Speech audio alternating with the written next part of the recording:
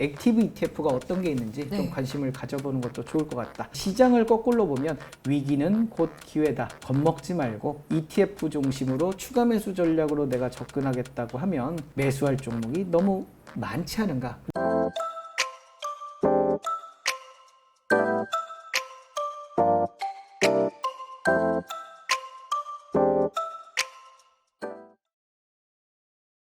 안녕하세요. 주토피아 구독자 여러분, 이데일리 김윤지입니다. 오늘은 샌드타이거 샤크라는 필명으로 잘 알려진 박민수 작가님 모시고 이야기 들어보도록 하겠습니다. 안녕하세요, 작가님. 네, 안녕하세요. 네, 반갑습니다.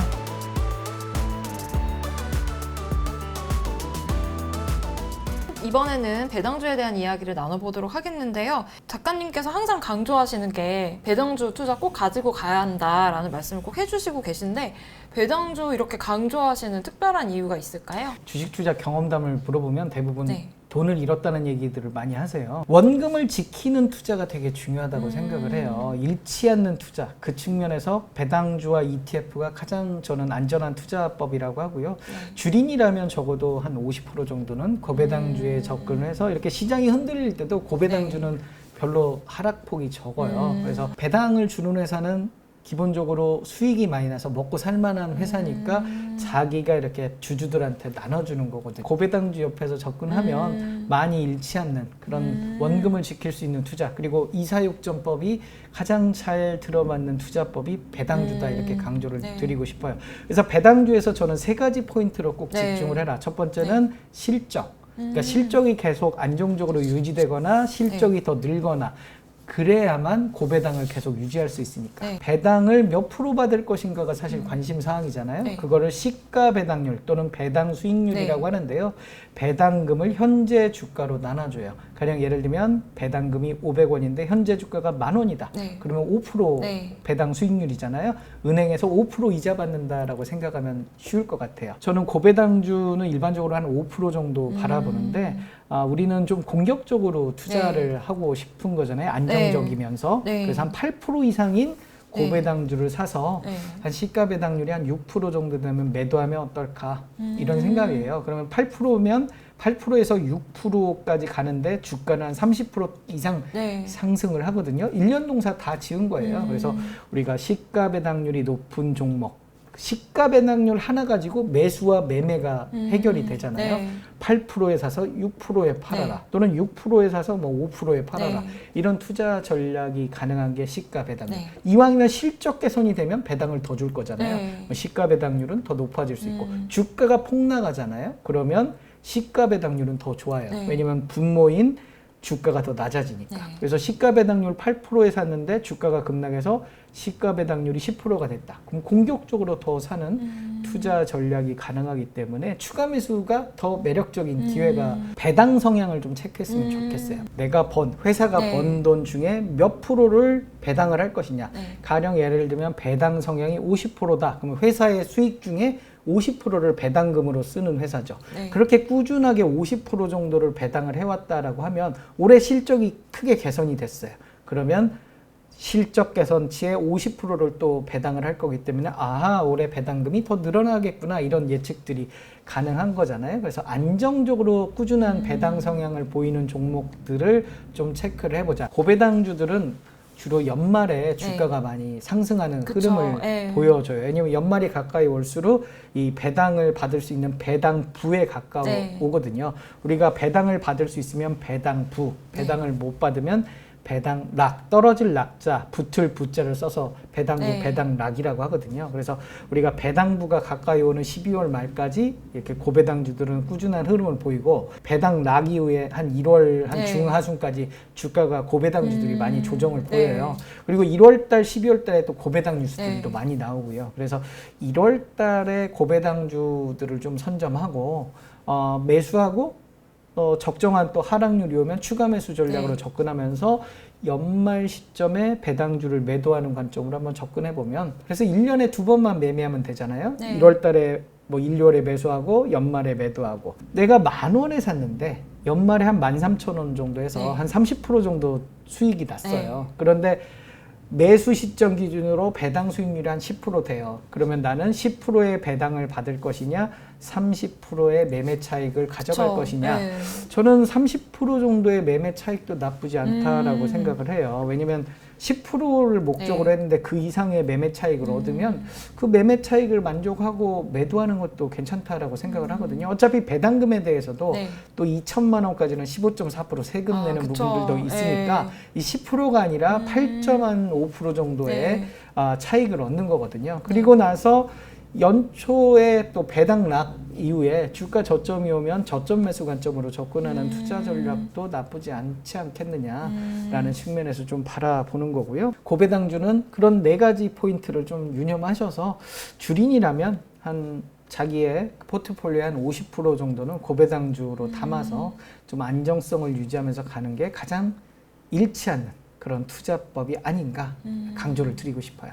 배당을 많이 주는 고배당 주인가, 그 수익률이 조금 낮을 수 있지만 꾸준히 그 배당금이 늘어나는데 가중치를 줘서 배당 성장률에 포커스를 두고 있는, 좀 어디에 초점을 맞추는 게 좋을까요? 일단은 그 자기의 그 투자 성향에 좀 포커스를 네. 두는 게 좋을 것 같아요. 좀 네. 전통적인 우리가 고배당주 투자법은 네. 주로 그 안정적인 주가 흐름을 유지하면서 꾸준하게 배당을 주는, 네. 그래서 고배당 측면 일반적으로 우리가 은행이라든지 증권이라든지, 뭐 증권이라든지 이런 네. 금융주와 그다음에 필수 소비재들, 네. 예를 들면 유통이라든지 뭐 통신이라든지 그다음에 담배, 이런 부분들이 전통적으로 고배당주 이야기들을 네. 많이 했거든요. 아니면 우리가 좀 성장성, 그러니까 배당도 주지만 실적 개선과 주가 상승을 좀 노리느냐, 스마트 베타 전략이라고 하는데요. 배당 성장도 좀 바라볼 수 있는 것 같아요. 본인의 어떤 투자 의지와 투자 어떤 포커스, 그러니까 강세장이 예상된다고 그러면 주가의 변동성보다는 좀 배당 성장에 좀 포커스를 네. 둘 수 있는 거고요.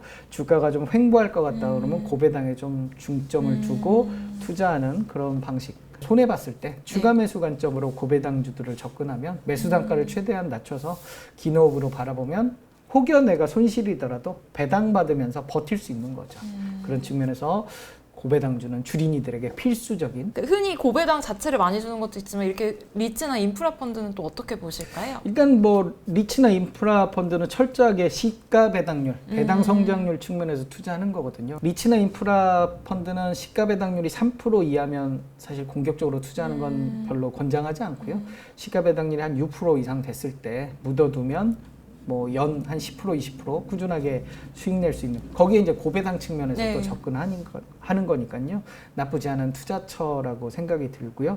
꼭 시가 배당률 한번 비교해 보시고 투자하시면, 이 리츠나 인프라 네. 펀드는 장기간 계약을 맺거든요. 그래서 부동산 경기에 좀 영향을 받아요. 그래서 부동산 지가가 상승하고 이러면 투자했던 그런 어떤 상품 가치도 또 높아지고 이러기 때문에 부동산 경기, 뭐 금리 이런 부분들도 좀 체크해 가면서 시가 배당률이 가급적 한 5% 이상일 때 좀 네. 매수하고 기다리면 꾸준하게 수익 날 수 있다. 이 위드 코로나를 ETF로 대응한다라고 했을 때 좀 추천해 주실 만한 업종이나 섹터 테마가 있을까요? 일단 위드 코로나는 사실 심리적인 부분이 굉장히 강한 네. 것 같아요. 그러니까 우리가 백신 접종률이 뭐 한 70% 이상 올라가고 그렇다라고 하면 이동 제한이 풀리면서 뭐 극장도 자유롭게 갈 수 있고, 그다음에 밤 뭐 12시까지 영업도 할 수 있고, 우리가 글로벌 해외여행도 갈 수 있는 거 아니냐, 그런 측면에서 네. 면세점이라든지 여행이라든지 뭐 호텔, 항공이라든지 네. 뭐 카지노라든지 이런 부분들이 각광받을 것이다 라는 측면에서 바라보는데요. 반면에 이제 원자재, 특히 유가가 계속 올라가고 있는 점은 좀 고민스러운 부분이에요. 실적에 대한 어떤 전망치를 좀 낮추는 그런 리스크 요인이 있기 때문에 심리적인 부분과 그런 원자재 가격에 대한 포커스를 좀 두면서 바라볼 수 있는 단기적인 이슈일 것 같고요. 이 위드 코로나 네. 이후에 얼마나 실적 개선이 되는지 여부를 좀 계속적으로 지켜보실 필요는 있어요. 많이 이 심리적인 요인으로 주가는 많이 올라온 부분들도 있거든요. 그래서 그런 부분들을 어떤 단기적인 관점에서 좀 바라보고요. 저는 이런 변동성 장세에는 네. 기관과 외국인이 선호하는 섹터들을 좀 봤으면 좋을 것 같아요. 네. 그러니까 기관과 외국인들은 이런 변동성 장세에서 낙폭 과대주하고 실적 개선주, 그다음에 성장주들을 네. 주로 포커스를 많이 보거든요. 그래서 우리가 촬영하는 최근 10월 중순 기준으로 보면 뭐 외국인이나 기관들은 우리가 반도체 쇼티지 네. 영향으로 자동차주들이 좀 실적이 네. 좀 낮아진 경향이 네. 올해 좀 하반기 그쵸. 들어서 많이 예. 있거든요. 근데 앞으로 이제 그 동남아 지역의 코로나가 어느 정도 좀 완화되면서 그 동남아 뭐 말레이시아라든지 이런 네. 부분이 전 세계 반도체 그 한 30%그 자동차용 네. 반도체 비중을 담당을 하는데요. 그런 부분들이 조금 개선되고 그러면 이런 공급망 해소가 되면서 자동차의 대기 수요는 되게 많잖아요. 네. 최근 들어서 중고차 가격도 많이 네. 오르고 그래서 그런 부분들에 대한 기관과 외국인들의 요즘 매수세들도 좀 네. 이어지고 있는 것 같고요. 네이버, 카카오가 어떤 정부의 규제로 조금 휘청거렸는데 그런 부분들에 대한 저가 매수세도 좀 이어졌고 또 성장 산업인 2차 전지. 네. 우리가 전기차 산업은 작년 기준으로 신차 판매 비율이 한 4% 정도 됐어요. 네. 근데 2030년이면 한 50% 정도까지 신차 판매가 네. 늘어난다고 하거든요. 그런 신차 판매 어떤 성장성 이런 부분들이 지금 올 하반기 들어서 2차 전지 산업 특히 개별 소재 뭐 이런 뭐 양극재라든지 네. 이런 부분들에 대한 강한 상승 모멘텀들을 가져왔거든요. 그래서 이 시장 조정장에서 기관과 외국인이 좀 샀다는 점도 좀 주목해 볼 필요가 있겠다. 그러니까 시장이 흔들릴 때마다 기관과 외국인이 어떤 종목들을 샀는지 그 부분에 좀 포커스를 두면 근데 결국에는 위드 코로나가 어떤 모멘텀이 될 수는 있지만 유가 흐름 잘 살피시는 게 좋고 그 다음에 기관과 외국인 순매수하고 있는 업종 섹터 지켜보시는 게 좋다는 말씀이었고요. 그럼 장기적으로 좀 봤을 때 묻어놓고 싶은 그런 섹터, 업종. 이런 시장 조정 장세에서 낙폭과대 성장주들을 네. 좀 주목해 보면 좋을 것 같아요. 그래서 최근 들어서 저는 2차 전지로 대변되는 전기차 산업도 네. 꾸준하게 좀 체크해 볼 필요가 네. 있는 것 같고요. 오히려 강한 하방 네. 모멘텀을 줄 때마다 저점 매수 관점으로 좀 접근해 보시는 것도 오히려 좋아. 예, 한 네. 10년 정도 바라본다고 하면 네. 이 시장 파이는 계속 커질 네. 테니까. 그리고 최근 들어서 화두가 친환경 이슈들이 그쵸. 많은 것 같아요. ESG. 그래서 네. ESG에서 Environment, Social Governance 네. 하는데 특히 환경에 대한 그 탄소 배출권 네. 거래 부분이라든지 2050년, 2060년 뭐 이 사이에 뭐 탄소 제로 이슈들도 네. 있고 2030년, 2035년부터 뭐 기존의 가솔린 내연기관 판매를 자동차의 판매를 금지한다든지 네. 이런 부분들이 계속 이어지고 있기 때문에 계속 친환경 이슈들은 많이 사회적 관심을 끌 것 같고요. 중국의 최근의 전력난 이슈도 그렇죠. 예. 최대 석탄 소비국이 중국이잖아요. 네. 석탄 발전소도 엄청나게 네. 많고요. 그런 부분들을 친환경 이슈로 바뀌면서 갑자기 이 전력난이 온 부분들이 있거든요. 그래서 그런 부분들을 감안을 한다고 하면 글로벌리 우리가 친환경 이슈들은 계속 관심 가질 네. 그런 화두들이 아닐까라는 생각이 들어요. 그래서 우리가 뭐 정부도 수소 경제 뭐 활성화하고 네. 뭐 이런 대부분의 그런 정책들 자체가 친환경 이슈들이거든요. 그래서 친환경과 어떤 성장 산업은 꾸준하게 우리가 지켜보고 관심 가져야 될 섹터가 아닌가라고 생각이 들고요. 주식시장이 변동성이 심한 이런 상황에서 낙폭과대 그런 종목들이 있으면 눈여겨보는 것도 나쁘지 않을까라고 생각이 들어요. 글로벌 추세와 그런 정책적 측면에서 친환경 관련한 섹터 눈여겨보시길 추천해 주셨고요.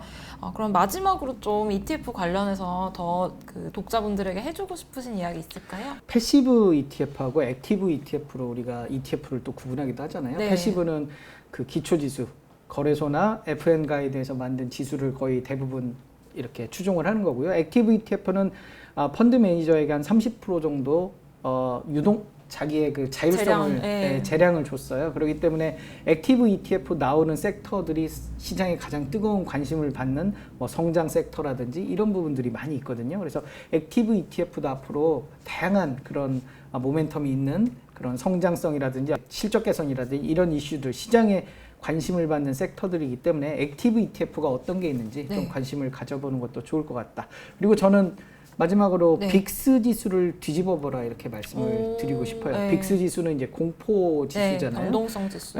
공포감이 높아지면 높아질수록 오히려 우리는 차분해질 수 있다. 왜냐하면 ETF로 이사육전법 손해 볼 때마다 추가 매수 전략으로 접근하기 때문에 시장을 거꾸로 보면 위기는 곧 기회다. 위기일 때 겁먹지 말고 ETF 중심으로 추가 매수 전략으로 내가 접근하겠다고 하면 매수할 종목이 너무 많지 않은가. 그리고 ETF는 아까 말씀드렸듯이 시장 평균 수익률을 어느 정도는 따라가 주기 때문에 포모족이라고 하잖아요. 내 종목만 안 올라.